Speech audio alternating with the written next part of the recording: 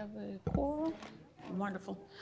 Good evening, everyone. Thank you for attending the Grand Rapids Public School Board meeting for Monday, August 12, 2024. We appreciate your presence at this meeting. We respectfully request that you turn off cellular phones and refrain from clapping, cheering, and making audible comments. We invite you to make public comment during our designated times, either for agenda or non-agenda items, or both if you wish. If it's for both, please fill out 2 separate comment cards. And we will start with the roll. All right, good evening. Ms. Wade? Present. Ms. Davis? Here. Mr. Eatman is excused. Ms. Lewis is excused. Ms. Melton? Here. Mr. Rodriguez? Here. Mr. Ross is not here yet. Ms. Schottky is here. President Williams? Present. We have quorum. We need approval of our agenda. All in favor of approval of our agenda, please say aye. Aye. Any opposed, same sign? All right, then that is approved. We'll go on to our first item of business, celebrations. Dr. Roby? Good evening, everyone. And so we want to celebrate our Ignite Summer Learning graduates. And so Mr. Mel Atkins, as well as Mr. Luke Steyer, are going to come forward. And this is under Strategic Plan 1 and 2, which is meeting our scholars' holistic needs, as well as optimizing and valuing all school options. And we are so excited for what has taken place over the summer, and I'll turn it over to these gentlemen. Thank you, Dr. Roby, President Williams, members of the board. Again, Mel Atkins, Executive Director of Community and Student Affairs. And I'm excited to say, I know school is about to begin, but we're celebrating still on what you're about to see around our Summer Ignite graduates. Remember, a reminder, summer school was 6 weeks this year, June 17th through July 25th. And it was at 6 different elementary/middle school programs, and then the high school program, again, was at Grand Rapids University Preparatory Academy. And so what this does, if you think about just a few months ago, we were proud to announce that we had the highest graduation rate, I think, in the history of GRPS at 82.3%. The Summer Ignite program supports those efforts moving forward. And so it's really important to say that. It really doesn't matter. People are not going to remember if you walked in May or if you walked in June or July, but you made it, and you have a story to tell. And so we have 11 students, 11 scholars that were able to persevere and make this happen. And so without further ado, let's show the video. Welcome the 2024 Ignite Summer Learning graduating class.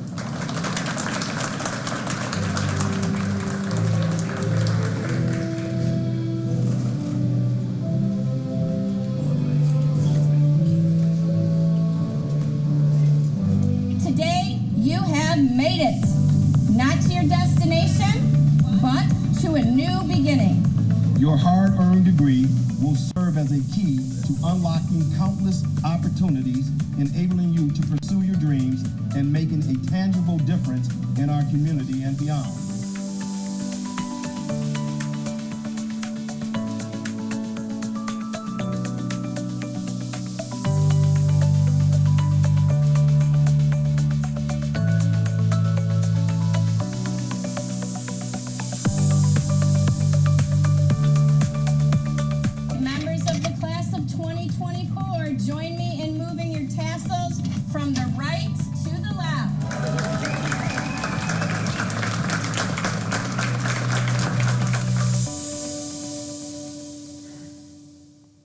So definitely congratulations to really the families, the teachers, and the caregivers that support it, and of course the scholars that support them through their journey. Just think about some of our scholars has been here maybe since through preschool. And so once GRPS, you're always GRPS, and congratulations. Any questions? Any questions, colleagues? A couple of our board members were able to attend, and what I will offer to our young people, it's not how you start, it's how you finish. And it really is about the race of, because sometimes we have barriers that get in the way. And although everybody wants to walk with their class in May, it still is equally important to finish that diploma. And so we're very excited for those young people. And I think that needs to be celebrated. And that's one of the reasons why we do this. Indeed, indeed. Thank you. Thank you for your work. We are at our first opportunity for public comment, and this is for our board agenda items only. I'm going to ask that, Ms. Shockey, you read us the instructions, please. All right, good evening again. If there are individuals present who wish to address the board, please fill out a public comment card located at either entrance of the board chambers. Please also read the rules on the back of the comment card concerning policy and procedure. We have 2 public comment sections on the agenda. The first one now is on board agenda items. Agendas are located by the comment cards. The second public comment opportunity is for commenting on non-agenda items related to the business of the district, but are not topics on the current agenda. If you wish to comment during both public comment opportunities, you will need to fill out separate cards. Individuals must completely fill out the front of the card and indicate the specific business on which they wish to comment. Please submit the completed card in the bin on the table at either entryway of the board chambers. Our board assistant will collect the cards submitted. We ask that speakers please refrain from making abusive statements against board members, employees, volunteers, or contractors. Speakers are encouraged to present complaints about a specific board member, employee, volunteer, or contractor through the appropriate process established under Board Policy 9450 before requesting the board's consideration. The board policies can be found online at grps.org. Individuals will be invited one at a time to the podium to address the board. Before beginning your comment, please state your full name. At that time, we will start the timer, allowing each individual 3 minutes to make their comment. A 1-minute notice will be provided by flagging a red card. You will need to complete your comment time upon being notified that 3 minutes have passed. Board members do not respond to public comment. Concerns will be brought to the attention of appropriate staff. We value your input. Thank you for sharing with us. First, we have Seth Moore, and Kim Barron is up next.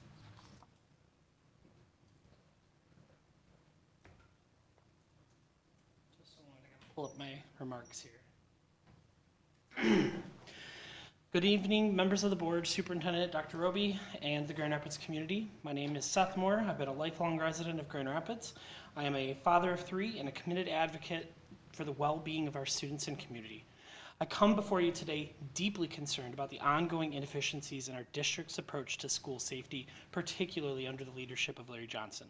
School safety is a cornerstone of an effective learning environment, and when our students, teachers, and staff don't feel secure, it undermines the very foundation of education.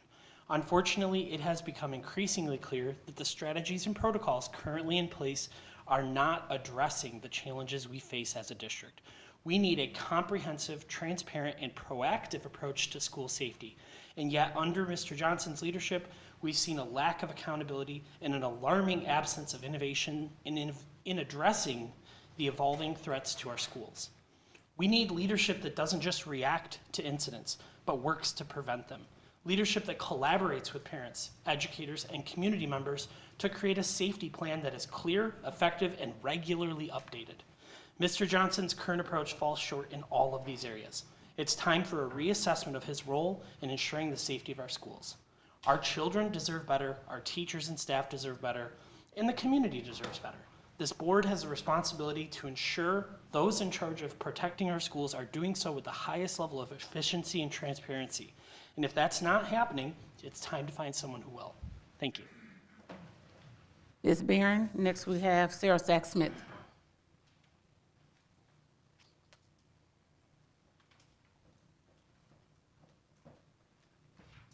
My name is Kim Barron. I am a parent, community member, and former GRPS employee. Along the same lines of school safety, I want to include in there our suicide prevention protocol.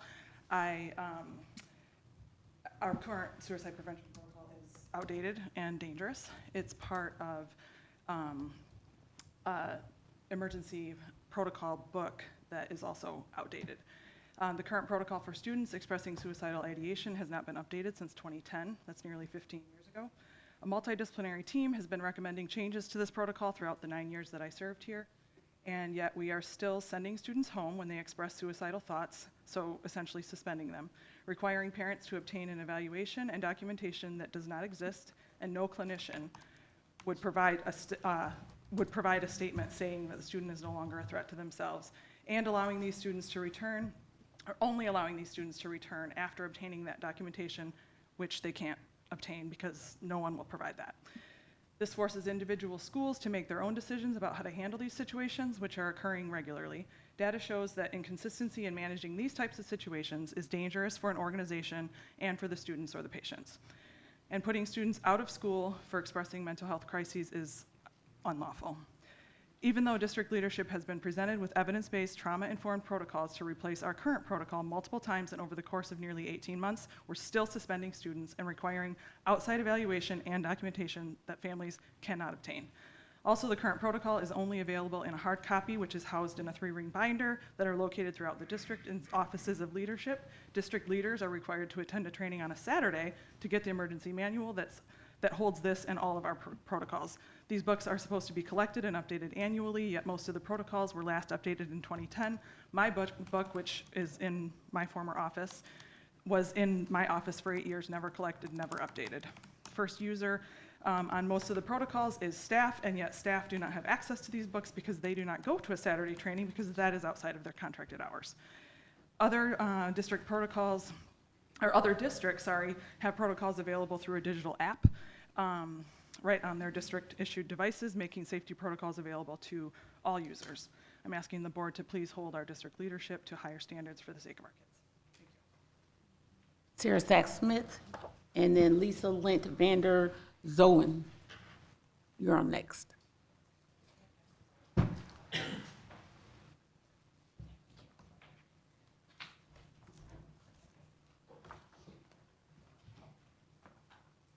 Hello, my name is Sarah Sachs-Smith. I'm a GRPS parent and former social worker in our community. First, I'd like to refer to what I just passed out. Both of these are emails that you have all received months ago. The first is from May 22nd, which details the timeline and lack of follow-through on a meeting request, which I received 0 follow-up. The second is from June 22nd, which I emailed after sitting in a board meeting, listening to a safety update reflecting untrue statements of an unwillingness to meet with parent groups. We need to be partners focused on solutions. We need to be on the same team. We need to seek clearly defined commitments from the district and a timeline with processes and accountability of district leaderships when these things don't happen. These safety concerns can no longer be ignored, and we can no longer sit around and wait for these things to happen. This is unacceptable. I have a quote from Tori Hayden that truly sticks with me. Safety is the most basic task of all. Without a sense of safety, no growth can take place. Without safety, all energy goes to defense. Defense is what I've seen, heard, and personally experienced. You have elder parents wanting a meeting that went nowhere. Thankfully, parents district-wide are uniting. Safety also refers to emotional well-being of our kids. I've been advocating for mental health and the need for increased supports and services in our schools for a very long time. There is raw data showing preventative measures work, yet there are no additional commitments from the district there. Increase opportunity and pay for our teachers and mental health workers, and you might see more stability in our schools. Consistency is so important towards building and maintaining trust. For months, you had me, on behalf of a school community at CA Frost Elementary, directly attempting to organize and advocate with 0 responsiveness. The resolution, after months and months from nothing from our administration, is this month, a meeting will be held behind closed doors with a few select members. This lacks transparency, and this was not the intention of that meeting. You can see the detailed asks in the emails that I shared. The resolution is not accessible, nor does it allow involvement for the school community to be represented or heard. This is not being transparent whatsoever. This directly avoids accountability. I shouldn't have to resort to doing a FOIA with GRPD on police dispatch calls to an elementary school to justify why a meeting should occur at a theme or a neighborhood school. The community collaboration should be a want. Preventative measures tend to statistically be effective, and data reporting backs that up. How has GRPS as a district been okay with these things being ignored for so long? PTAs help represent our school, but are not a direct reflection of our school community. You asked for agenda topics, we delivered. You asked for dates and times that worked for a community meeting, we delivered. I asked more than once for clarification and confirmation, only to receive no response. It just so happened that I was the PTA president attempting to lead and organize this. GRPS did not deliver, and I'm disappointed in the lack of representation you are giving a school community. This is not working together, nor setting a standard of reimagining. Being solution-focused and trusting only works when both parties show a commitment. Our schools need to be safe, and holding accountability on commitments from our administration could reflect just that. Thank you. And Lisa?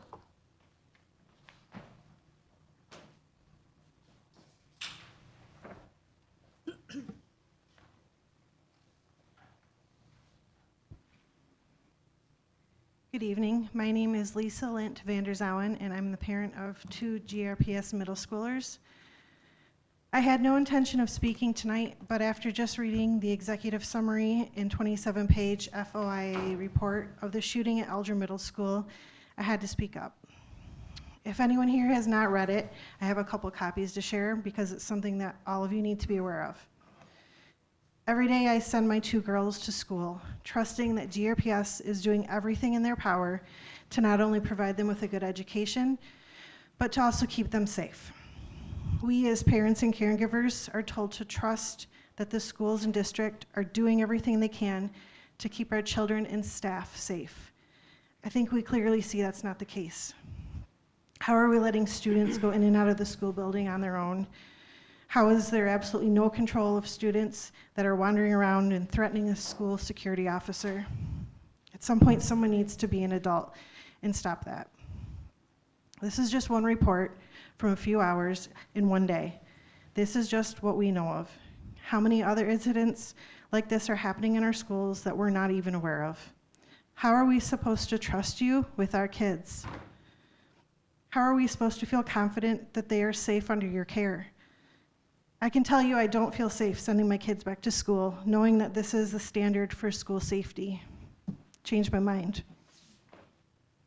Thank you. Next, we have our reports, secretary report. We have several upcoming meetings. The Ad Hoc Facilities Committee meeting will be held tomorrow, Tuesday, August 13, at 4:30 p.m. in the Reverend Lyman S. Parks Library Building, Conference Room 112. The Academic Achievement Committee will be meeting on Tuesday, August 20th at 4:30 p.m. here in the board chambers. The Finance Committee will be meeting on Tuesday, August 27 at 4:30 p.m. here in the board chambers. The City Board Liaison Committee will be meeting on Thursday, August 29 at 1:30 p.m. in the Reverend Lyman S. Parks Library Building, Conference Room 112. And lastly, the Policy Committee will be meeting on Tuesday, September 3rd at 4:30 p.m. In the Administration Building, Conference Room 101. Thank you. All right. Next, we have our committee chair update, and the first is an update from our Ad Hoc Facilities Committee. We meet tomorrow, and we did not have a July meeting. Okay, wonderful. And then, do you have anything from Finance Committee? The only things on the Finance Committee agenda at the last meeting were the purchasing agenda and a brief financial report update. So those are both on the agenda later, so we can have them then. Okay, wonderful. And then we'll go down to our superintendent's report. So good evening, everyone. We'll begin with our back-to-school safety and public safety update, and I'm going to invite Mr. Johnson to come forward to give some updates related to plans that have taken place over the summer, as well as how we are preparing for the 24-25 school year.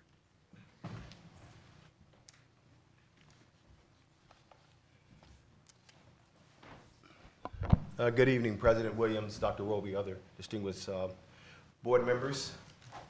Thank you for having me again in front of you to talk about some of the things that we've been working on throughout the summer and things we hope to accomplish throughout the school year. Taking into consideration the priority scholar outcomes and looking at our strategic themes 1 and 6, we hope to meet the holistic student needs by increasing student engagement and influence, empowering families to support our students, and expand direct supports and services for student success as well and wellness. And also under the strategic theme 6, creating a culture of trust, collaboration, and stewardship, and ensure open, responsive, and transparent practices and enhance partnerships aligned to community and student success, and we want to ensure financial stability in doing so. Our framework, and we selected a national framework which helps us to shape the work that we want to do. That is around mental health and behavioral health, and that's working with our mental health teams, working with our nurse teams, our student services teams, health and wellness, physical safety and security, looking at all of our protocols, all of our procedures, as well as culture, climate, and community engagement. Continue to engage our community members, our partners who want to engage, and really expanding that work. Looking at leadership, law, and policy, and working with the Michigan Office of Safe Schools, and looking at their best practices and working with looking at the House bills that are coming out and how that would impact the Grand Rapids Public Schools. And then finally, operations and emergency management planning, continue to train our staff, work with local law enforcement, emergency managers, and making sure that we are following best practices and protocols that have sound practice and research based. And then finally, training and preparedness. And we believe that you can never train too much, and we'll continue to provide training at various times that is convenient for anyone that can make it. Back-to-school programs. This year, we are finishing up the Violence Reduction Project with the City of Grand Rapids and the Grand Rapids Urban League. Every Friday and Saturday this summer, we have been holding a violence reduction program at Alger Middle School. The city is holding that at another location as well, but we were asked to open up Alger from 6 o'clock to 9 o'clock every Friday and Saturday, and scholars from the community are coming.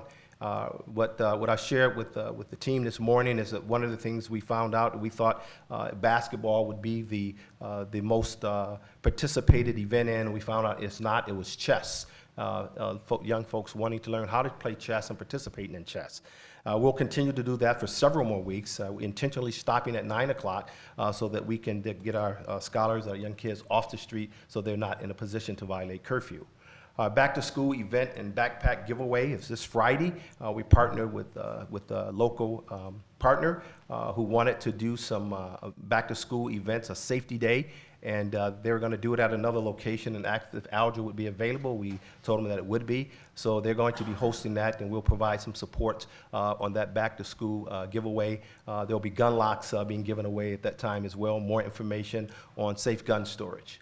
Working with our community groups to expand our Student Mental Health Day. Last year, we participated with a community partner where we had a one-day community health day for our students at Otto Hills High School. We plan to expand that to 5 locations, and we're working out the details with that community partner where they're providing mental health clinicians from the community to come in and talk to our scholars, talk to our staff, engage with our parents, and we want to expand that to additional schools this year. This weekend, we supported the Kimba Smith movie event, offering free opportunities for our scholars and their families to attend the movie, to really talk about a situation that happened with a young college student, and we just see how our students can get involved in some negative behaviors, and this was an opportunity not only to meet Kimba Smith and learn from her story, but hopefully we can offset some young people who may go down a different road when being misguided. We staffed all of our school summer sites, our summer school sites this year, and we're happy to report without incident. There are no major incidents on any of these sites. Use mectometers, adequate security, adequate youth advocates, family support, teaching staff, good administrators in place. What we felt was a great success of a summer school this year.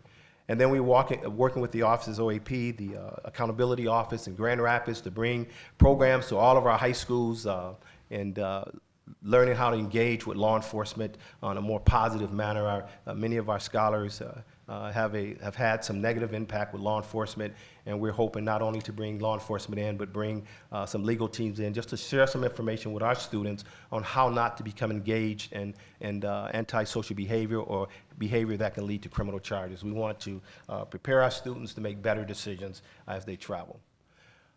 Our work in working on the components of a safe school, we have spent the summer going through every page of our crisis manual. I had the honor of sitting on the Michigan School Safety Task Force, and in that work, the Michigan State Police and the Michigan School Safety Task Force is completing their recommended updates. And so what we're doing is following their guidelines to see what recommended and what best practices they're putting out. We have completed our updates. It's going into edits. As soon as those edits are done, those will be followed up with flip charts and custom mobile apps that will be available to our staff. Our camera upgrades, we finished up with Shawmut Hills this summer.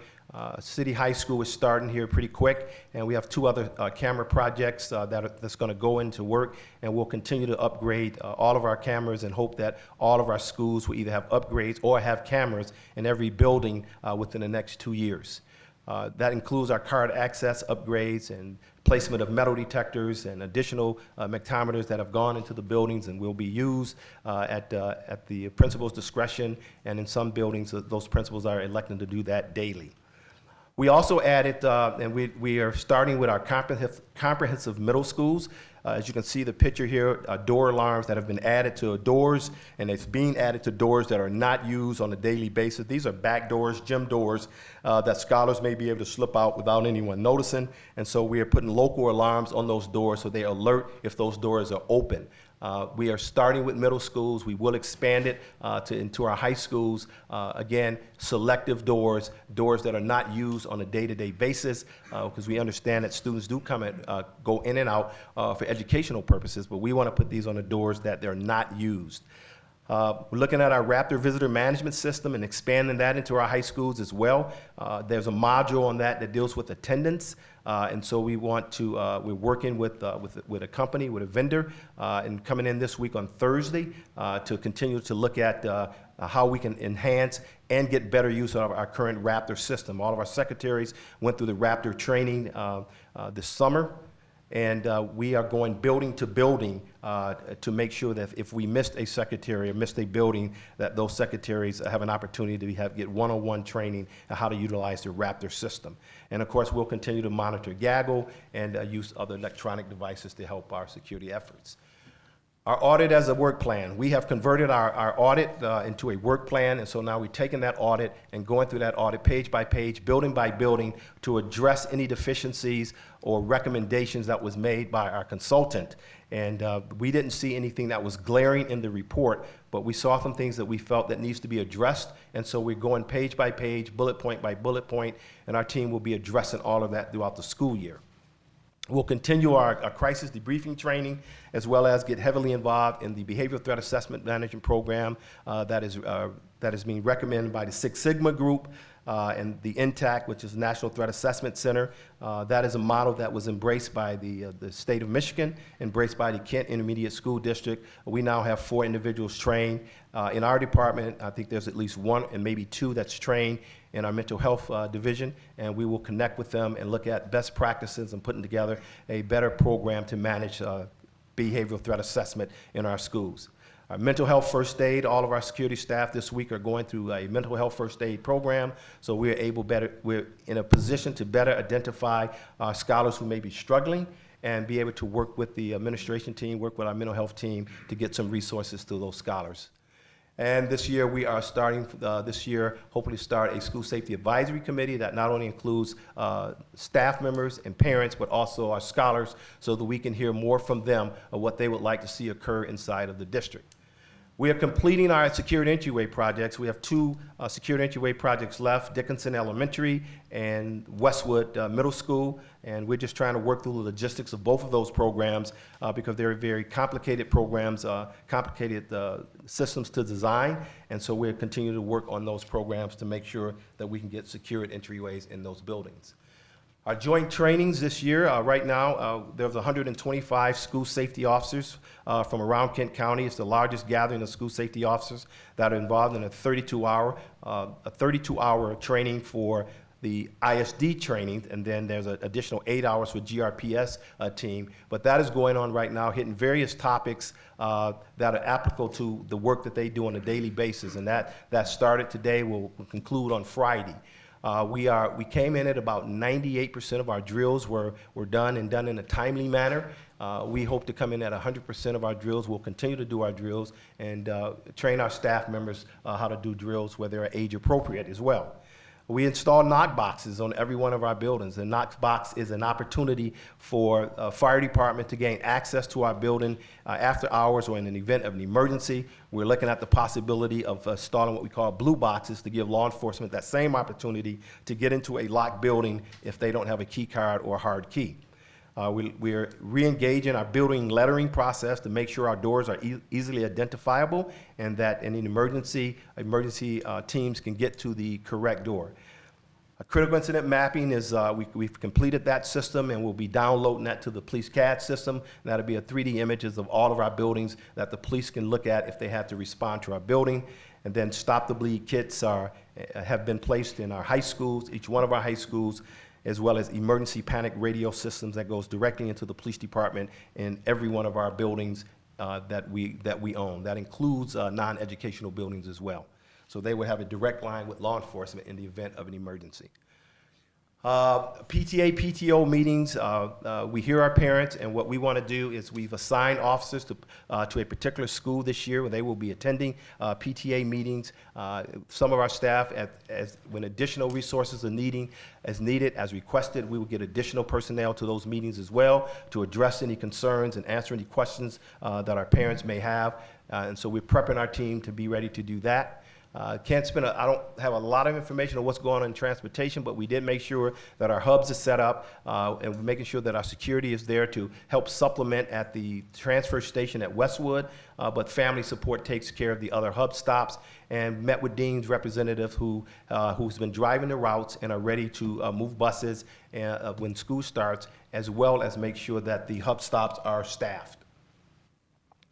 We have three officer openings this year. This is, from a staffing standpoint, one of the better openings in terms of our officers. We did not lose a lot of officers this year. Our mobile patrols will be able to frequently check our elementary buildings more often and do more walkthroughs.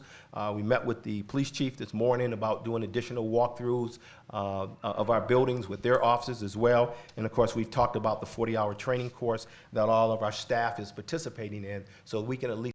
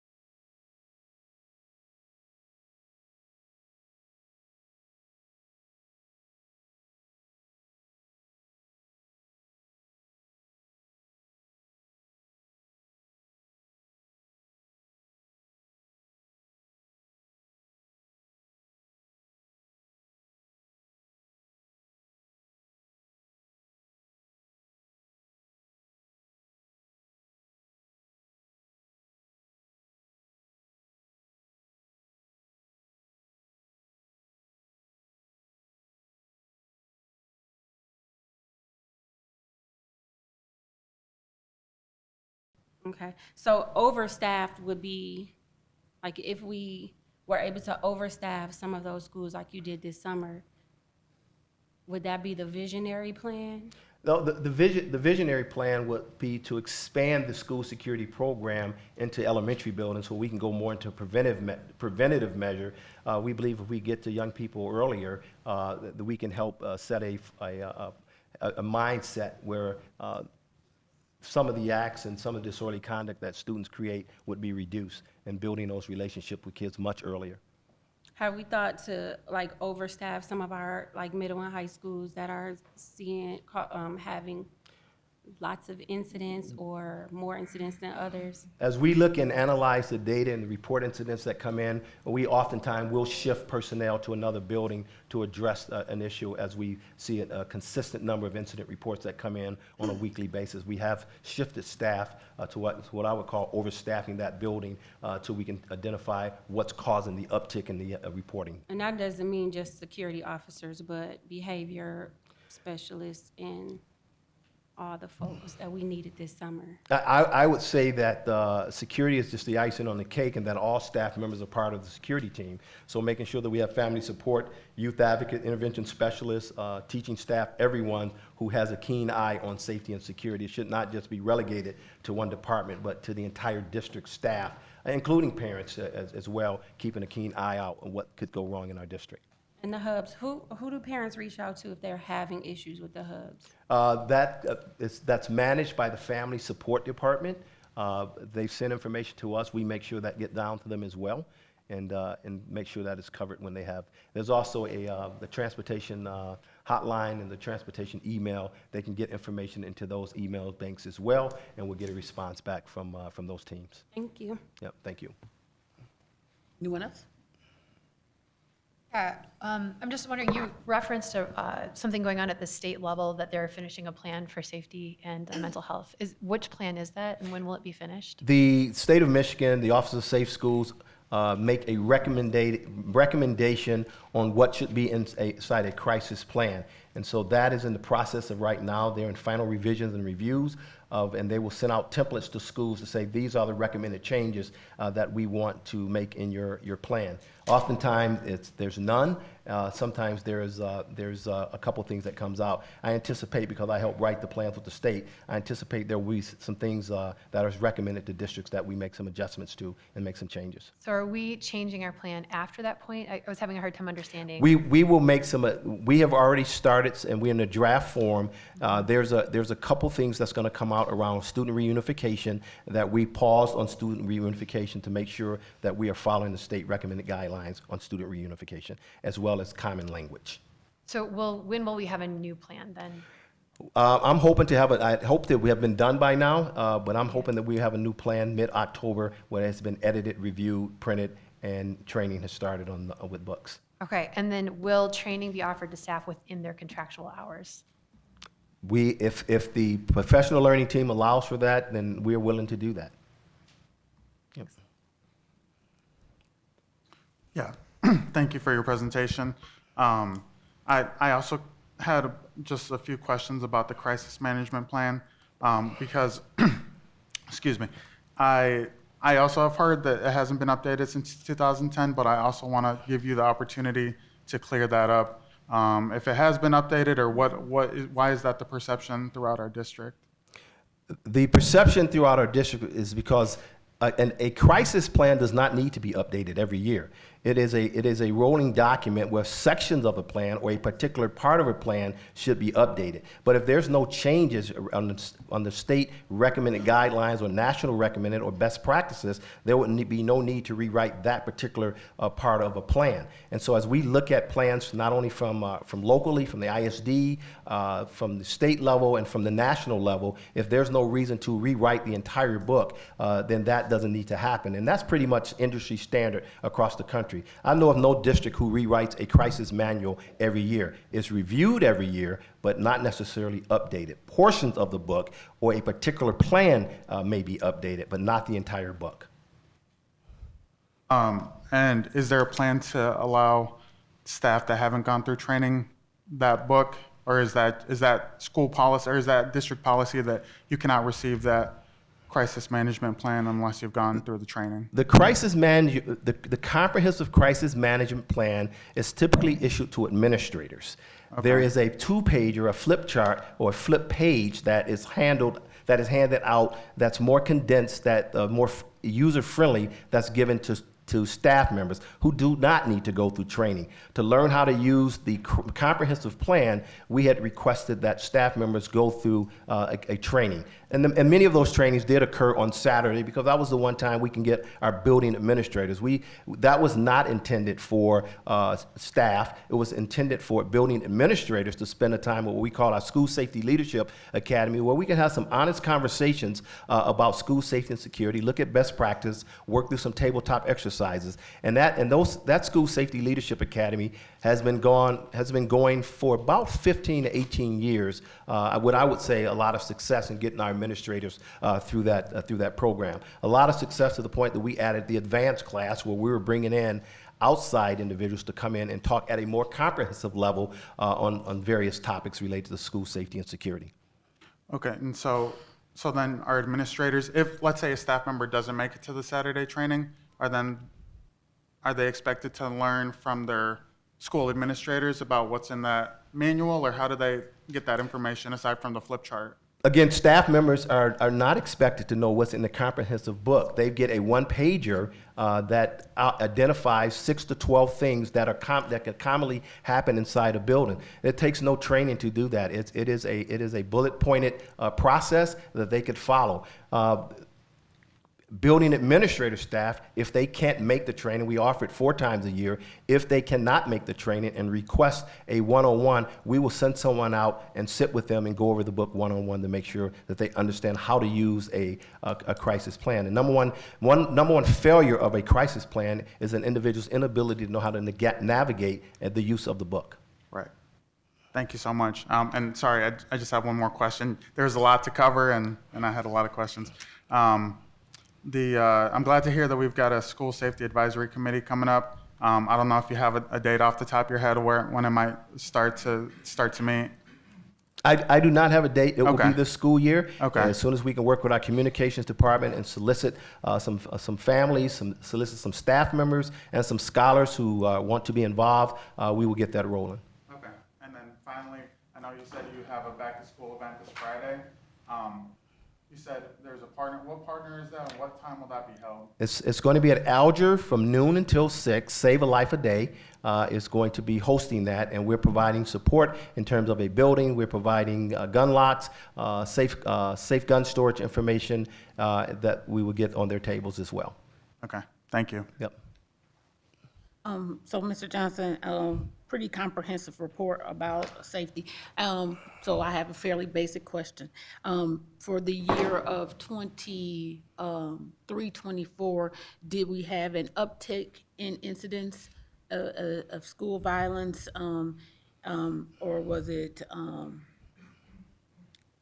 where we at kind of a level that we've seen before, or was there a decrease? And then lastly, if there was an increase, was there anything about the year that would particularly drive change?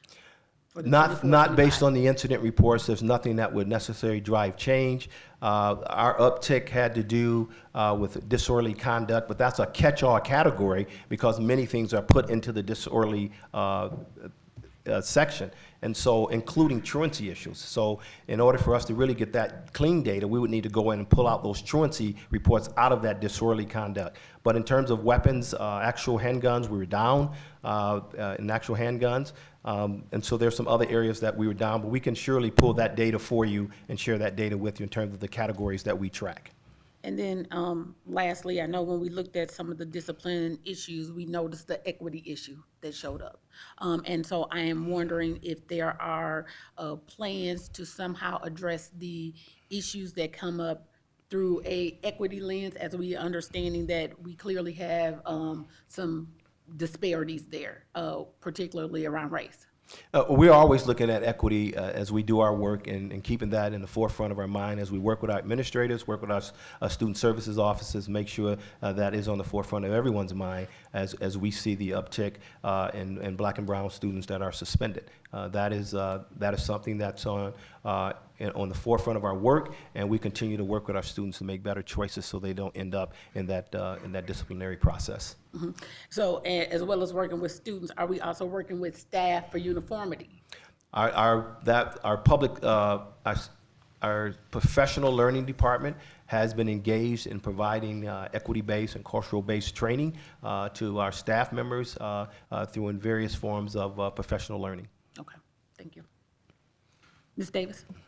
Thanks for the report. It was very detailed, and I appreciate that. I look forward to hearing updates on a lot of the things that, a lot of the initiatives that you're starting. The question I have is, we had a bunch of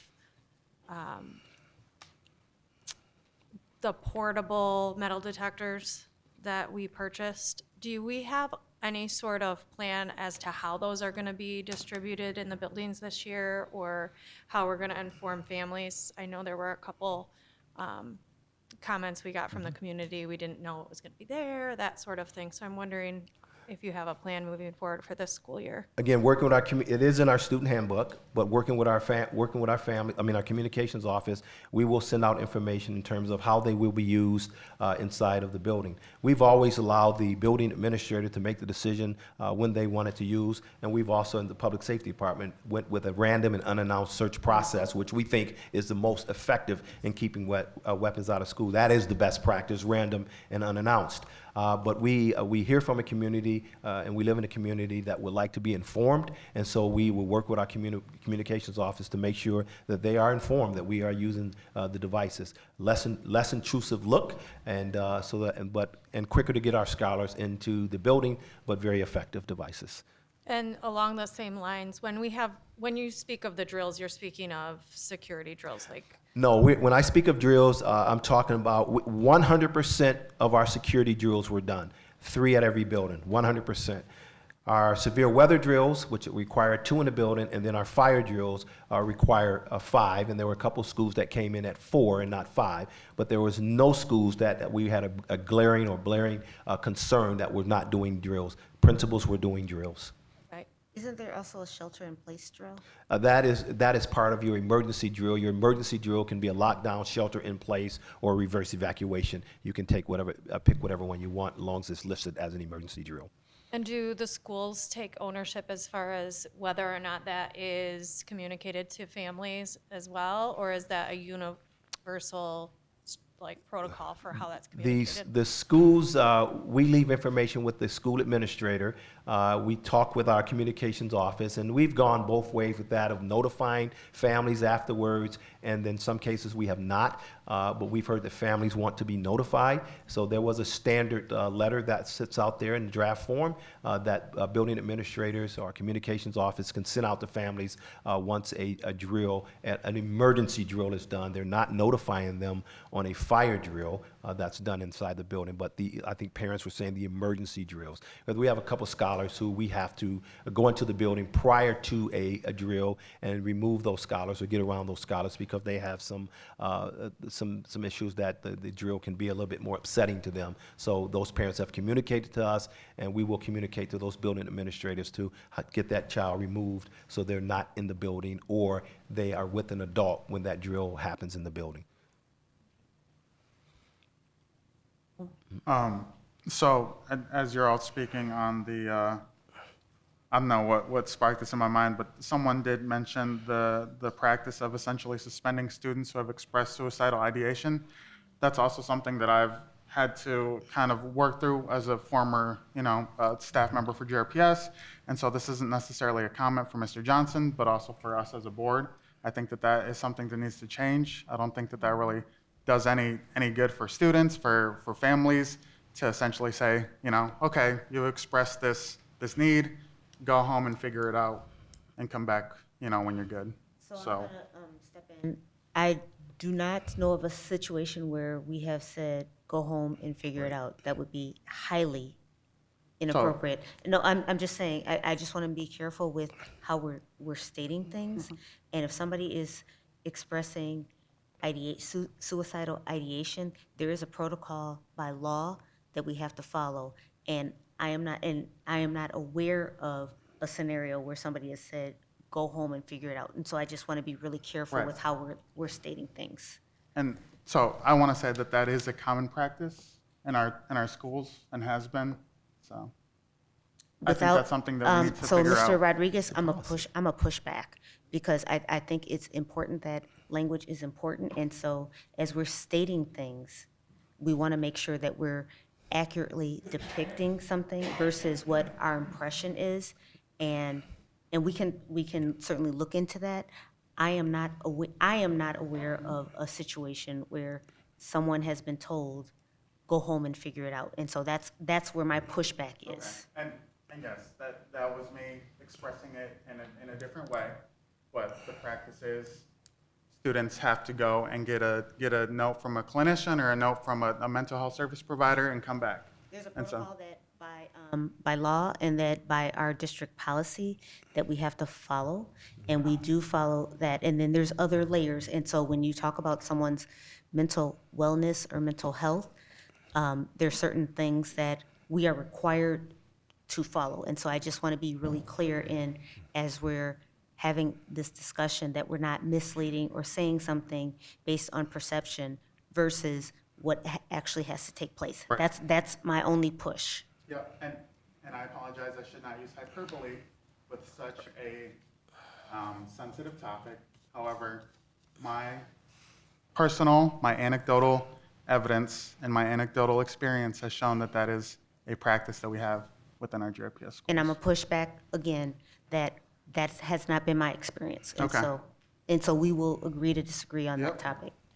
Additionally, I will say if there is law and policy with regards to that, we do have to be concerned as well as a district with regards to liability in that. And so while it may not seem like it is the most ideal thing to do, it may also be the thing that is legally required for us to do, as well as it, again, we have to be concerned about all of our students as well. And so I want to give us the challenge to, again, look at that and say, how are we protecting all of our students, even those that are vulnerable with mental health issues? And I do think, again, it has been something that's been raised, and as Dr. Roby and her staff often does, they go back and look at that, those policies and procedures and see, again, to make sure that we are aligned. So, I would just like to add, Ms. Atwood, if you would like to, I mean, not right now, obviously I'm not trying to have you do this in real time, but I would like to see what the requirements are for that policy later on, just because I would like. District staff? Is that district staff? I think you should be addressing your request to Dr. Roby.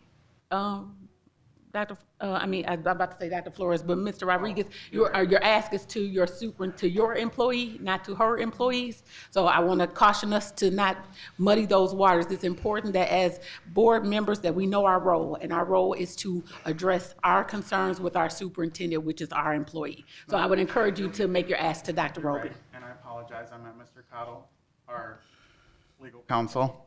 I don't know if he's here, but that is who I am asking. Again, to Dr. Roby, because she's a superintendent. She's our employee, if I can clarify. So if everyone is not clear, the board has one employee, that is the superintendent. The rest of the employees are hers. By law, they are her employees. So as we, as board members, have concerns or issues or make requests, we make them to our employee, which is what we should be doing. And so I would encourage any of our board members, again, if we have concerns, we have direct access to the boss. So let's take our concerns to the boss. Dr. Roby, if you could please give me that information on. We'll after the meeting, we'll talk, because I want to make sure that I'm understanding what the ask is. Yeah, So, thank okay. you. Thank you, I appreciate it. Perfect. Any other questions with regards to Mr. Johnson's report? Awesome, thank you so much, sir. Thank you very much. So our next report is from our Food and Nutrition Services Update, and I'll ask Mr. Philip Green to come on down.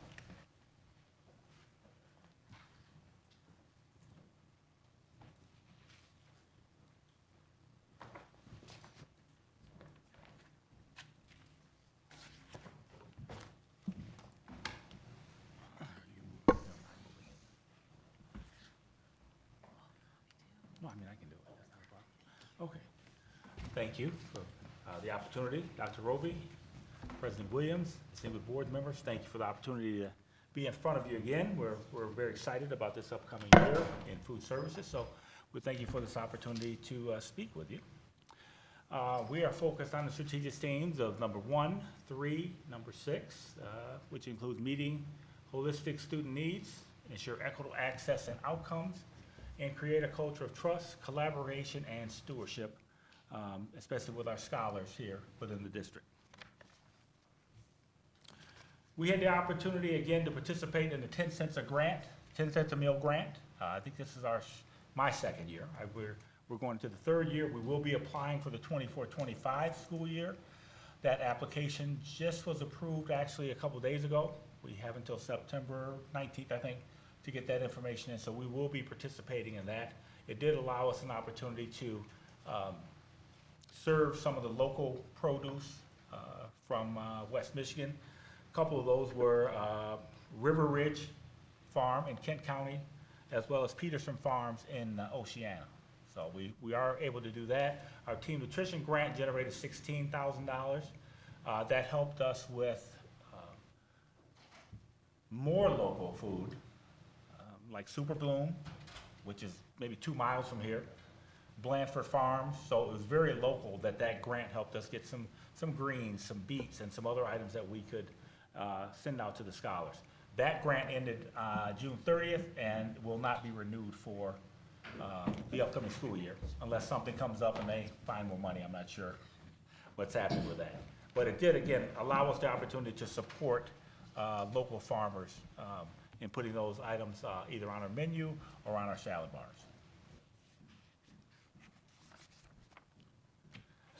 As we move into 24-25, we are looking at some of the same things that we've done in the past, and that is engaging the stakeholders.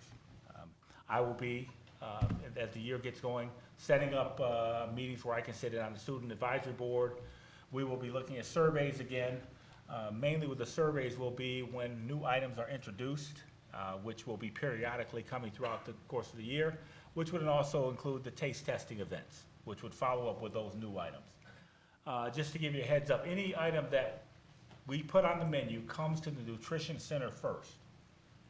We try it, we have the cooks try it, we sample it, and then we move forward with it. If we see some issues with it to begin with, it never reaches past the Nutrition Center. Also meeting with school student organizations, and we would like to again establish some Nutrition Center tours. Could be with the student advisory board, could be another group of students, because I think the last time we did it, I think they really enjoyed it. They gave them an opportunity to see how the product comes in, how it's shipped, the whole process of how it goes from there out to the schools for preparation for the cooks. Had the opportunity again to participate in the Meet Up and Eat Up summer feeding program. So I know I've been with the district 10 years, so I've been involved with this for the last 10 years. That involves 6 of the GRPS schools that were open during the summertime, as well as 17 community feeding sites. And a little bit later on, I'll go over some of the results of the program during the summer. Some of the items we put on the menu for the summer: pepperoni pizza sticks, buffalo chicken and cheese sandwich, vanilla boli, pepperoni cheese lunch kit, hot chicken sandwiches. Now, some of those are a mixture of hot and cold, because some of the sites, most of the sites in the community were cold sites. All of the schools were hot sites, so hot breakfast and hot lunch. Our summer meals. We're basically at 103% of prior year on breakfast, down a little bit on lunch at 89%, total meals of 94%. That 94% should go up closer to 100%. There's still some recap sheets that we have not secured for the month of July. So we're anticipating that will go up. The totals for total meals was over 35,000 for the summer.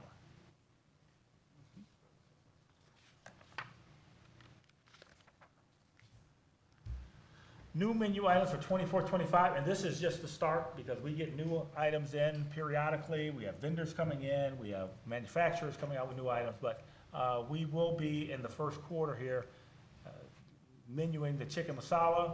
We will have some cinnamon rolls and scones. Of course, whole wheat. So, but the flavor will still be there with the frosting. So we're hoping they still will enjoy that. Maple roasted sweet potatoes, naan bread, which is a kind of a flat bread, pepperoni pizza sticks. We were pleased with how that did during the summer, so we were adding that to the menu in the fall. Shredded taco meat, Choco Chicken, I'm sorry. And we just had samples of 9 halal items that were shipped in. I think I was out of the office on Thursday, but they came in and met with our supervisors, so we will be testing those items also.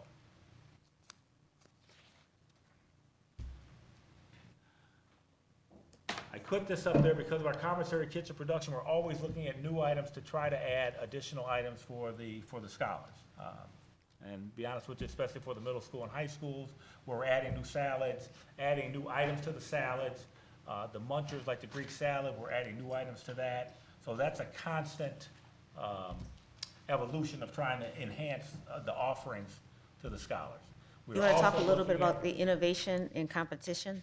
What's that? The innovation and competition between the different schools? Yes, I'm working with one of the vendors right now. We're trying to develop I hope it's a competition.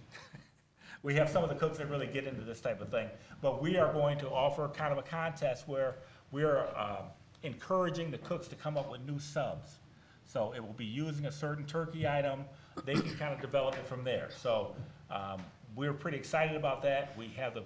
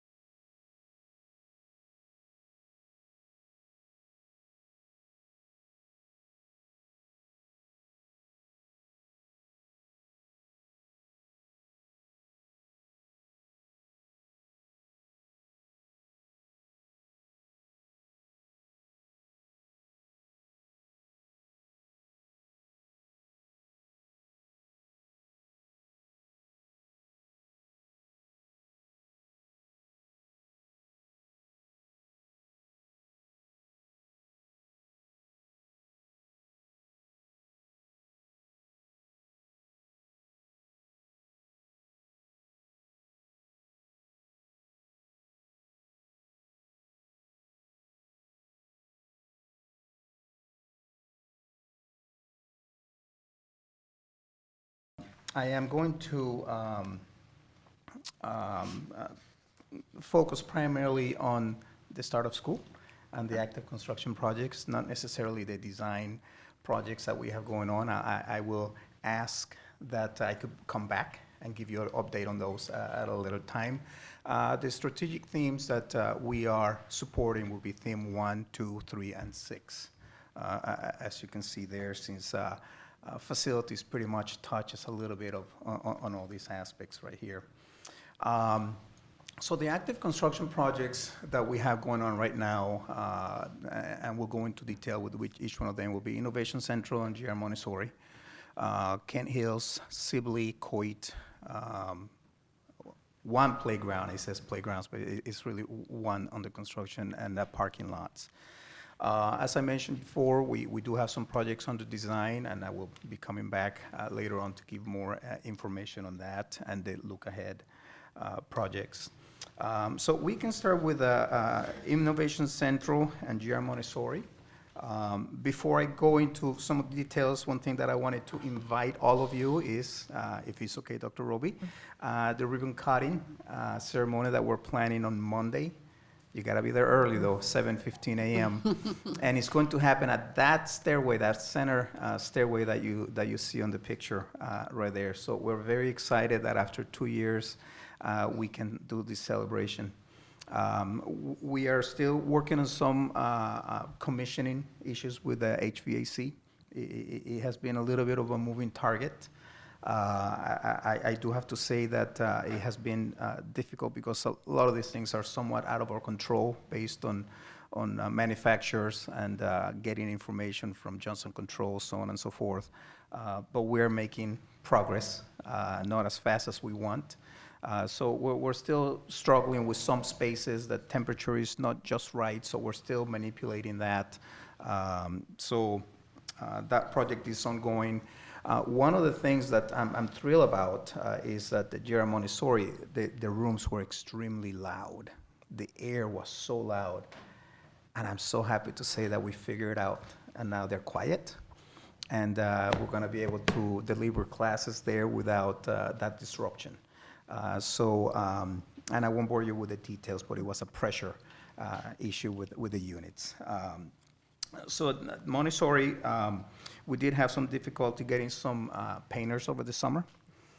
That's not unusual nowadays, but we found one, and we're working with Principal Reed to schedule any work that we need to do, so that way we're not disrupting classes, but we intend to do some painting on breaks and weekends and things of that nature. So that's something that we promised them that we want to do, and we're gonna keep that promise.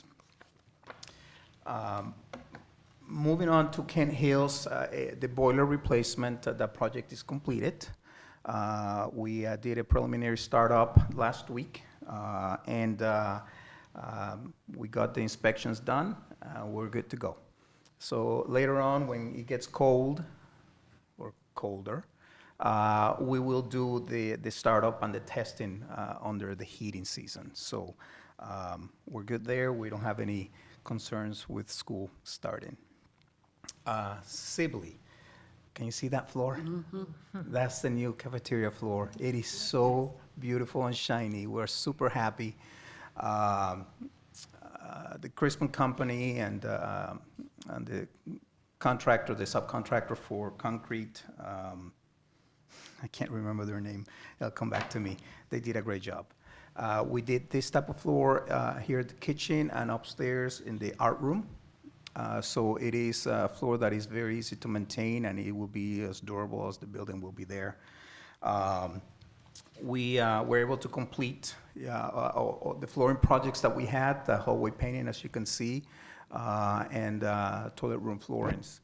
Now, Sibley and Coit, and we'll get to Coit in a second, we do have some work that is going to have to move into the school year. We have been working with the principal, make sure that there's no disruptions, and one is the art room patio roof.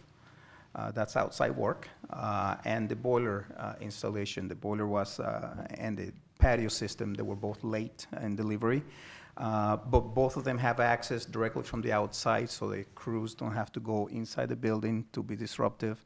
And both areas are outside the academic wing. So we're in good shape with that.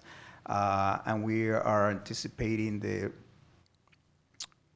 patio should be done by early next week, and the boiler will go on for another probably 8 weeks. Demolition work has already been going on, so that's the loud aspect. So that's what we have there. But again, that's not going to disrupt the start of school. COIT. COIT has been stressful. We've been having to coordinate not only the renovation work, but also the playground, which we'll get to here in a moment. And we were able to do some substantial masonry restoration. We replaced the drinking fountains, which is in anticipation of the law changes that are coming for safe water for the state.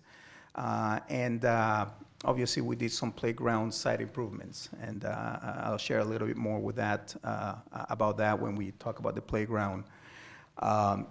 The ongoing into the school year, and again, we're working with Dr. Edie on this, will be the exterior doors, the delivery, the boiler, and the dance floor. So all those 3 items, the manufacturers were not getting them to us in the time that we anticipated. So again, the boiler will be happening down the basement outside of classroom area.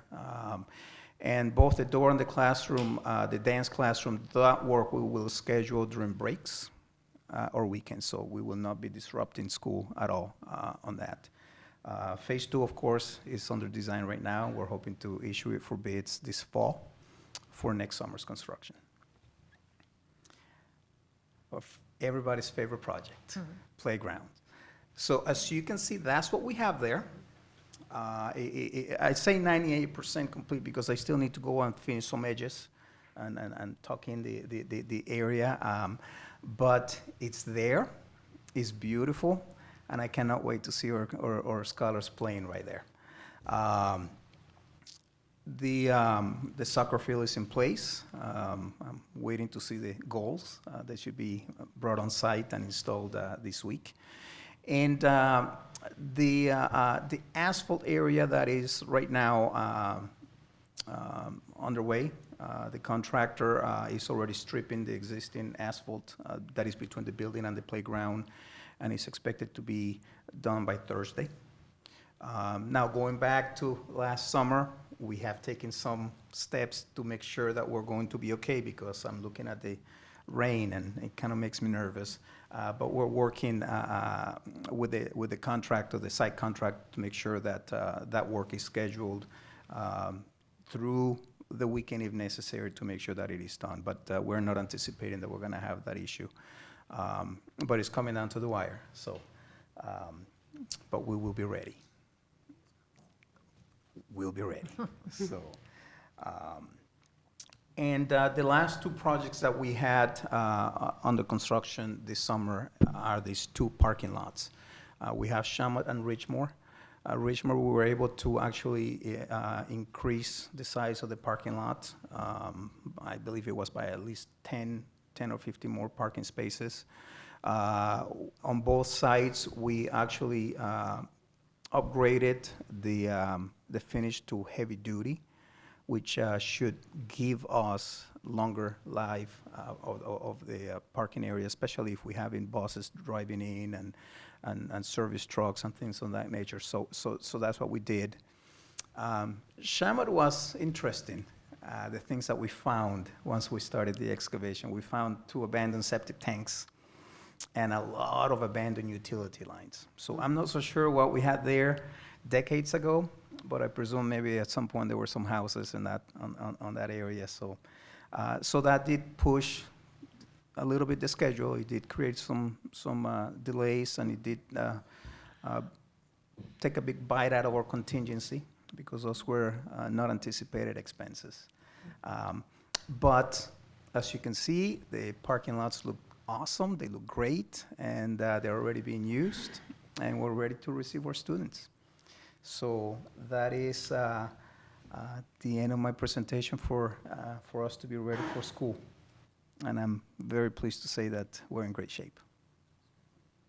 Any questions, colleagues? Thank you. I was gonna joke, you gonna be tucking and trimming the edges of that turf? You said They should have been done that today. I'll check in the morning. But you know what? If I have to, I will.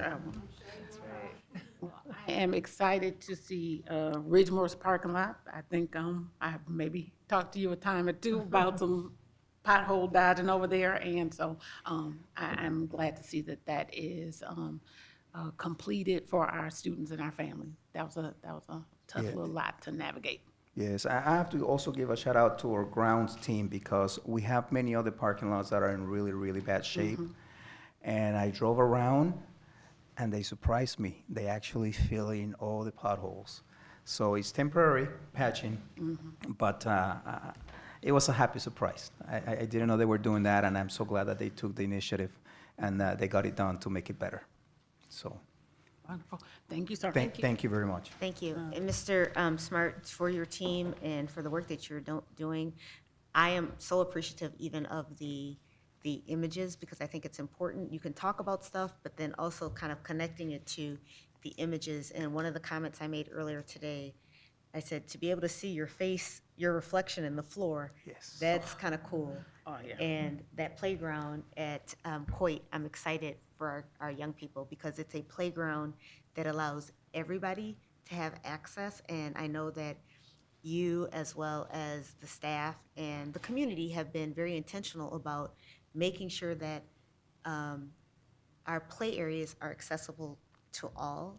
And it's going to be fun. I mean, I can't wait to see the excitement of our kiddos as they see their brand new playground with their brand new, I don't know if it's called AstroTurf, but whatever that grass is, that's going to be cool. So thank you for the work that you've been doing. Thank you very much. I'll pass that on to my team. And I do have to say that when it comes to this accessibility, if you guys remember, you pushed us a little bit on that one too. And so you deserve a lot of that credit as well. So we have a lot of playgrounds that we are yet to fix, but we will get there. So thank you. Thank you. Next, we have our action item is our purchasing agenda. Colleagues, are there any questions with regards to the purchasing agenda? Yeah, we just still need a little clarification on the one with the paraprofessionals and childcare workers. Is it that there isn't a need for an LOA? Approval? Yeah, I got two answers. I wasn't sure. I would defer to the district. I may not know. Okay. Ask the question again, I'm sorry. It wasn't very clear, was it? Yeah, I'm sorry. okay. I had emailed a question about the LOA, if it was necessary with the childcare workers and paraprofessionals that we're approving today. And I got a little. Think so, or is it? I'm looking at it is, okay, and that has taken place? In the process, okay. So should we move to pull that component so that we're not stalling everything else? What are we? Then we won't necessarily have those folks for the first day of school, so. Okay, I'm confused at so how about this? Are there any other questions that you need answers to before we look at this as it is? And then, because it seems to work best if we work backwards, as we have done in the past. So if it does not pass, if we need to unpack something and bring it back, that seems to work best, then going in reverse, because sometimes we end up right back where we were. So let's start there. Is there a motion to approve the purchasing agenda? So moved. I will support. All right. All in favor of passing the purchasing agenda, please say aye. Aye. Any opposed, same sign? Aye. Okay. Based on that, it seems as that the purchasing agenda passes. And then we are moving on to the consent agenda grouping. Is there a motion to accept the consent agenda grouping? So moved. All in favor of accepting the consent agenda grouping, please say aye. Aye. Any opposed, same sign? And that is passed as well. We are on to board announcements. So we are in the process, I know for sure, of working on our next board meeting. So that is logistically in the works for still yet this month, where we are meeting with community members. And then again, some of our other work around. Coffee, I just want to make sure I Yeah, understand. the Do you mean the coffee. coffee? Mhm. Okay, thank you. And then we are putting our kind of board meeting tour back on our schedule, so we'll be looking for that as well. And I feel like I'm missing something, but I'm sure I'll be talking with you all too. Our pieces at some point as well. That's not a board president announcement. So that's where I'm at. I knew something, sorry. No, so, and so, I'm gonna send it to you because I believe it's a little bit more conversation around. I want to kind of give you guys a heads up about our, orientation manual that we talked about that came up at our retreat. So, look for that is what I was looking for. We are next at our opportunity for public comment on non-agenda items. Ms. Shockey, please read us the instructions. I'll read an abbreviated version this time. Just a reminder to please completely fill out the front of the public comment card and indicate which business you want to comment on. Please submit those comment cards in the bins on the table at either entryway of the board chambers. We ask again that speakers please refrain from making abusive statements about board members, employees, volunteers, or contractors. And speakers are encouraged to present their complaints about a specific, board member, employee, volunteer, or contractor through the appropriate process established under Board Policy 9450 before requesting the board's consideration. Again, those policies can be found at grps.org. Individuals will be invited one at a time to the podium to address the board.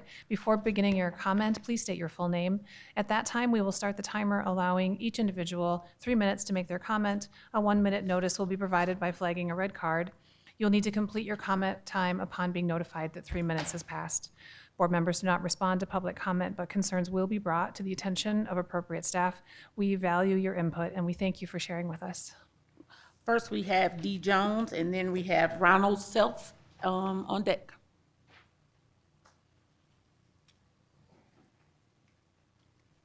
And it could be Self or Seif. I'm not sure if this is an I or L, but I hope, Ronald, you know that's you.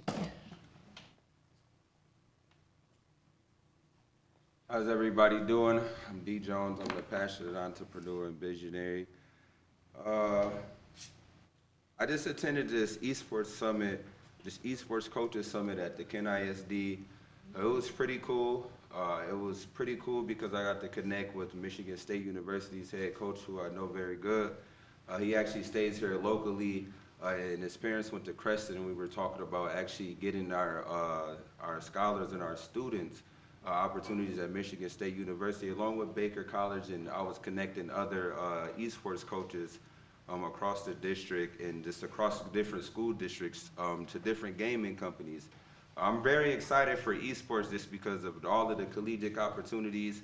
As I've said, there's a competition and there's an additional opportunity for our kids to go to the state championship and end up flying to Kansas City on all expenses paid, where they get to compete on a larger stage. It's against some of the biggest schools across the nation and getting to compete against some of the biggest colleges across the nation, professional gaming companies, shoutcasters, everything within the gaming industry and big tech companies, they'll all be there. So there's a cool opportunity for our students to be able to expand and build on their confidence on a national stage. Also like to say, I'm gonna speak to you guys about giving Epic Games Fortnite, the educational side of Fortnite, to our school district. Well, I say it's so vital. I connected KDL to an educator who works at GRCC, and he ended up developing this esports competition where kids across the different school districts could be able to develop their own Fortnite island. You had a $1,000 cash prize and 13,000 V-Bucks. Kids know what V-Bucks is. It's a lot of cash for a kid to be able to buy stuff on Fortnite. And the cool thing about that is that even KDL didn't expect it, but I connected him to NASEF, which is the only global esports organization that has a certified curriculum through the Department of Education. He had 200 students across the globe. Like, this was a global competition that I ended up connecting this educator to.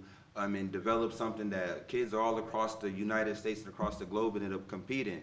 So I'm very excited for esports and what educators could do, because this is an educator that uses Fortnite to educate students at GRCC, and I know that our educators could be able to do this, and he was contracted by KDO to do this competition. So I'm sure he'll get a better contract, and they've seen the benefit of it, because 200 students across the globe is a lot of students, especially on the creative side and the digital side, knowing that things have gone very digital and that these kids love video games, and the opportunity to be able to do something like that for our school district, I know is capable. So I'm very excited for the additional educational opportunities, the paths that will be created, and getting kids out of poverty, and just really being able to do cool things like bring kids to the Detroit Lions facility, which I'm doing on Thursday. I've never been to the Detroit Lions facility, and I've always wanted to go in there, so I'll be bringing some kids that actually are within our school district and the criminal justice system. So I'm doing my work. Thank you. Thank you. Thank you. After Ronald, we have Caitlin Shawita. Good evening. I'm Ronald Seif from the Urban Agriculture Initiative. This is a pilot program of the U.S. Department of Agriculture. Grand Rapids is very privileged to be one of 17 urban centers in the country. The Urban Agriculture Initiative includes community gardens. I'm very glad that the school district has school community gardens. Aquaponics, hydroponics, beekeeping, and also rooftop gardening and tunnel gardening. We have 6 members of the Grand Rapids area, 3 from each of the wards. I represent the 3rd ward. 1 in Kentwood, 1 in Ottawa, and 1 in Muskegon.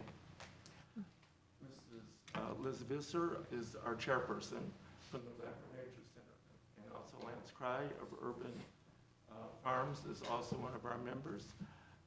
We have the opportunity now, and I'm glad you have Farm to School program. That's why I'm here today. Farm to School program has grants for establishing more community gardens. The USDA believes in the bottom-up philosophy of government. That's why brand new program, we're looking for ideas. I'm just saying, I live here on Underwood Street. 1 block away is the old Adam Street School, and it's been vacant for quite a while. This would be a wonderful opportunity to have a community garden there. I know it's worth a lot of money, and I hope it's not sold, because this is, for the community gardens, is developing leadership abilities for the kids to work on these farms, and it's also helping with the food. We know that COVID had demonstrated about the transportation issues. The grocery stores were empty, actually, for much of the food. And so for electrical magnetic pulse, EMP, that could be another disaster in which the people will go hungry without producing the foods locally. So I've already spoken to the Grand Rapids City Commission about that. But as far as the schools are concerned, this, I have literature here to give you for the Farm to School grant program.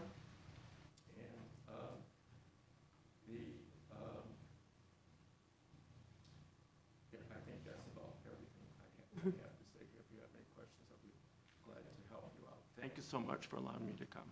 Thank you. After Ms. Shawita, we have Seth Moore. Caitlin Shawita. Hello. For those of you who don't know me, my name is Caitlin Shawita. I have been a teacher at Alger Middle School for the past 6 years. Before I even begin, I want to express my gratitude to Bianca Bridgeforth for giving me grace and understanding on why it took so long for me to get up here. I am here today to express my utter disgust in how this district handled what happened at Alger last spring. Even before I graduated college, my dream was to work for GRPS.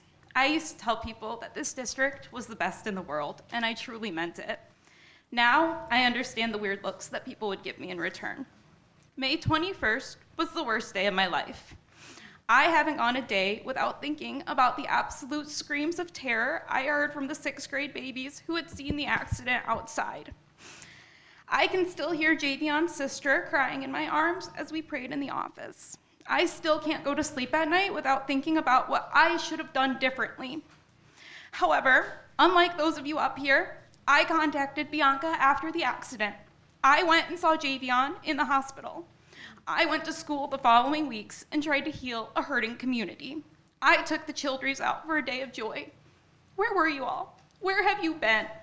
Why did it take months just to schedule a meeting with a parent who picks up every single time I call her? Last year, I wrote to many of you, urging you to consider the leadership choices you put into place last school year. There were multiple times this year where Alger staff members reached out to people in the district and expressed that things were not safe, healthy, or right in that building. We were told the district is aware of what's happening here, but nobody is coming to save Alger. That attitude from the district is exactly why myself and many other staff members feel they can no longer work at Alger Middle School, which used to feel like a home for a lot of us.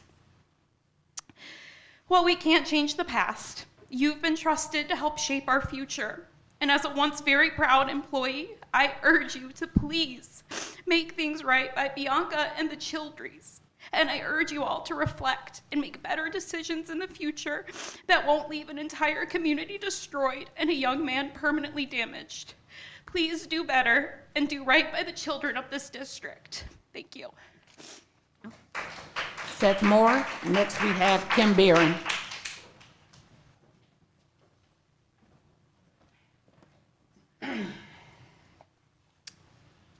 Good evening, board members, Superintendent Dr. Roby, and fellow community members. My name is Seth Moore, again, father of three. To echo President Williams' earlier comments, I just want to remind you all, Dr. Roby is your only employee. I cannot stand here and continue to listen to these terrible outcomes which are directly related to her leadership. She has stated to this community and to you, this board, that she is directly accountable for her executive cabinet's decisions or inactions.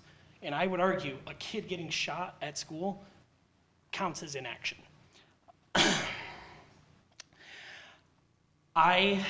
Unfortunately, under Dr. Roby's tenure, we have witnessed significant failures in the critical area of safety and security at our school.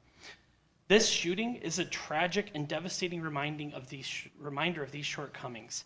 This is not just a lapse in protocol. It is a failure of leadership at the highest level. When the safety of our students is compromised, it is clear that the current strategies are insufficient and that our leadership responsible for them is failing our community. We need a superintendent who prioritizes school safety with decisive, effective actions, someone who won't hesitate to implement common sense solutions. Implementing and regularly using metal detectors in all of our schools seems like a basic step to try and help curb gun violence in our schools. Yet under Dr. Roby's leadership, such measures have been delayed or ignored, leaving our children vulnerable. This board must hold Dr. Roby accountable. She is your sole employee. She is the embodiment of your decisions and your vision for this district. If she can't rise to the challenge of protecting our students and creating a safe learning environment, then it is your duty to reassess her role as the leader of this district. Our students, teachers, and community deserve a superintendent who takes their safety seriously, who acts with urgency, who implements the necessary measures to protect them. I urge you to demand better from Dr. Roby and take immediate steps to safeguard our children before more tragedies occur. Thank you. Kim Barron. Next, we have Eric Brown.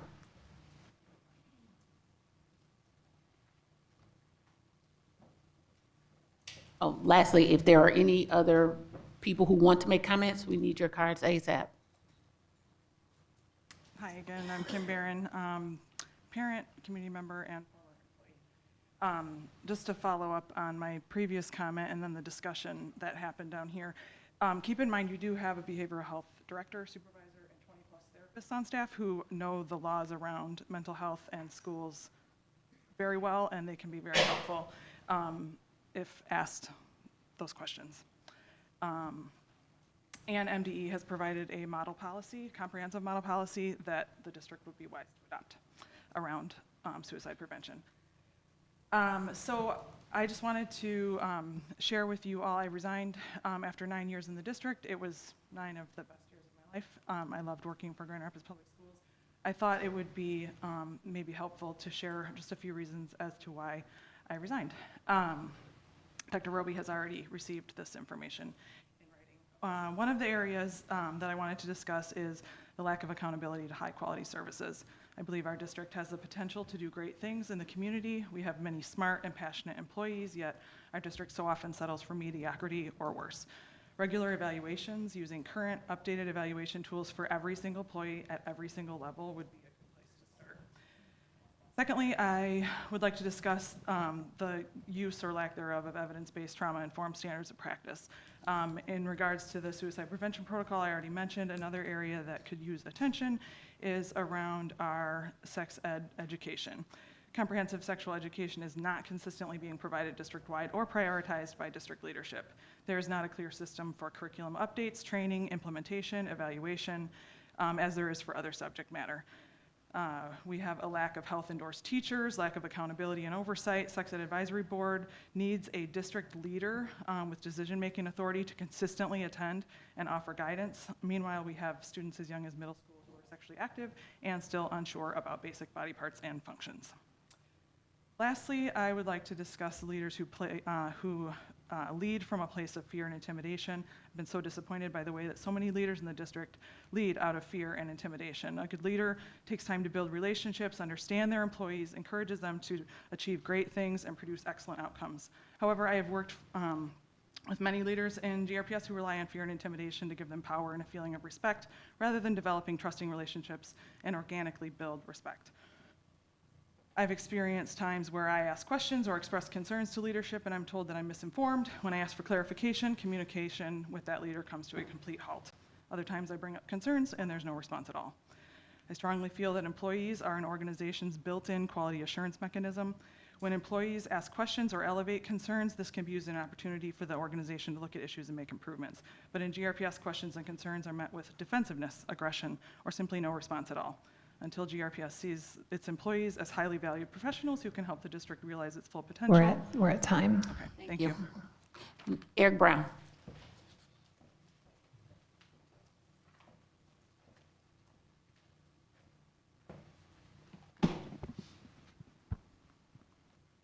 Good evening.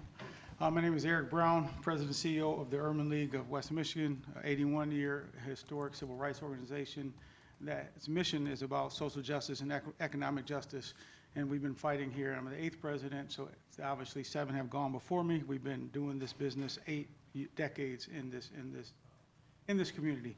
I'm here just to inform the board that we were privileged to be able to honor our, what we affectionately call our superintendent. 2 Fridays ago, Friday, August 2nd, we hosted the end of our summer celebration where we have about 55 kids that attended our summer Our Girls Rock and Urban Fellows programming. The majority of those were our Grand Rapids Public School students. It's a program that is targeted for rising 9th to 12th graders, where we provide, I won't go into the list because I know my time is winding down, but we provide a lot of services with the students. And as we were wrapping down we were planning for the end of the session, we said, who would we want to recognize? We wanted to recognize Dr. Roby. We wanted to recognize the boards, as has been said, the sole employee of the board, because of over the last 4 to 5 years, a couple of things that have happened. GRPS has hosted dozens of town hall meetings, and I can see that those things are getting engrafted into some of the plans, the Reimagined GRPS plan, the facilities master plan, and the such things. A little bit of that takes time. Grand Rapids is taking, where's the clock so I can keep? You're at 1:30, almost halfway through. Okay, all right, halfway. So I'm going to talk a little faster then. GRPS is making historical investments in underserved schools, including Muley Park campus and Southwest Elementary. 30 scholars were able to attend HBCU trip this past spring break to learn more about post-secondary opportunities. Ottawa Hills has a groundbreaking music production and entrepreneurship studio, which will be able to help out many of their students. The dashboard has been launched in order. One more minute. Thank you, thank you. The dashboard has been launched for accountability measure. Last but not least, Grand Rapids scholars have achieved the highest graduation rates in decades, topping the statewide average for the first time. Those are some of the accomplishments that we wanted to highlight for Dr. Roby, because as the performance of the school district from the sole employee, I think all other decisions are based on those things. There are things that maybe need to be improved on, but we have the faith that given the track record and her performance here, that she'll be able to handle the rest of the things that need to be addressed within the school district.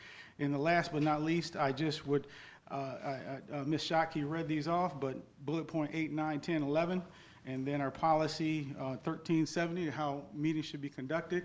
We'll be watching. We want to make sure that those things are conducted in those manners, because again, we are here standing with our superintendent, and any veiled words will not be tolerated. We're at time. Thank you. Thank you. Thank you. Superintendent's comments. All right, so good evening, everyone. Just a reminder, we are exactly 1 week away from the start of the 24-25 school year, where we welcome our scholars back. Our staff, which includes our teaching staff, will be coming back into the buildings officially tomorrow. Many of them have been coming into the buildings early to get their rooms set up and get those things that make the building and their classrooms warm and welcoming, so we are appreciative of that. Just a couple of things that we want to make sure that we make our community aware of. We do have the first day of school, of course. We also will be having a couple of sessions this week in the next 2 weeks with electric buses and the AED equipment that will be donated to 2 of our comprehensive high schools, Union High School as well as Ottawa Hills High School. We are also planning, and the board is aware of this, a coffee with the board at some point this fall. Also on deck, we have 8 or 9 board candidates. I don't know the exact number, but we will be doing a kind of an informational 1-hour session with them just to give them a taste of what it's like to actually be a board member. And so we'll be hosting that in the next couple of weeks. A reminder to all of our families, as you are getting ready for the upcoming school year, to remind your we'll start the schedule, if you haven't, of going to bed early, because that alarm clock, when it hits, it hits, and it hits hard. And so we are looking forward to welcoming our young people back. We will be doing that ribbon cutting at Innovation Central next week, and super excited because that has been a work in progress for a number of years. And even as Mr. Smart was kind of talking about it, those of you who have walked along with us in that journey know that it's been lots of different things. When you have a 150-year-old building, there's always these undiscovered things that you don't necessarily plan for. And so we're excited to open that building up and to just show our community what their support has meant for this school for the next 154 years. So, thank you. Start with our board comments. Ms. Milton? Yeah, just excited about all the things that are happening. I did take a walk through the Coit Playground yesterday. It looked great. And I didn't mean to do this, but I was also over by Shawmut, so how could I not drive through the new parking lot? It looks beautiful. It's exactly what it should look like, so it's great. I think that's means there's a lot of input going into it. So thanks for that work. Yeah. Ms. White? I got to go to a place called the Main Event last weekend, and one of the district assistant principals was there, and he highlighted so many Ottawa Hills students that were working there, and it was just good to see all the kids working, and he was so proud. And so that was just like the highlight of my weekend. I also want to thank everybody for coming out in their comments, and thank you. That's it. Mr. Rodriguez? No comment. Ms. Davis? Just want to wish all of our students a wonderful first day, and all of our teachers and staff members good luck getting ready in the classrooms and in the school buildings, and thank you for all of the work you put in outside of school hours to make sure that our buildings are welcoming for our kids. As we're doing the hard work and looking at the areas that we know we want to grow as a district, I think it's so important that we are excited for our students and know that they, we don't want them to have to worry about any of that, right? So we want to show them all the great things about GRPS because there are a ton of great things to celebrate in our schools. And so I'm just excited for them to be back. I know the kids are excited. So. Ms. Shockey? No comment tonight. Well, I would like to make a comment. Thank you to all our staff for everything that you do to prepare our schools for our scholars. I have a granddaughter that is a scholar that is so excited about going to her new school, and she's just been chattering about it. And so I know that when she gets there, there are going to be some kind, loving adults ready to receive her, as well as all of our other students, and going to make this year just dynamic. So thank you to all of the staff. And then I want to remind community that as we talk about issues tonight with regards to safety, again, many of the issues that make it into our schools are community issues. And so we got to continue to do our community work to make sure that that is translated to our schools. So as we prepare for that, again, if you know that there are things happening in community, make sure y'all check in backpacks for those things. Even aside from weapons, those little edible things and things of that nature that people could have in their home that they might partake in. It's all of those things. And so again, those things many times come to school by way of community. And so we are asking that community does its part as well to make sure that those things stay out of our schools as we go into our 24-25 school year. And thank you all for being here. We always appreciate your presence at our meetings, and this meeting is adjourned.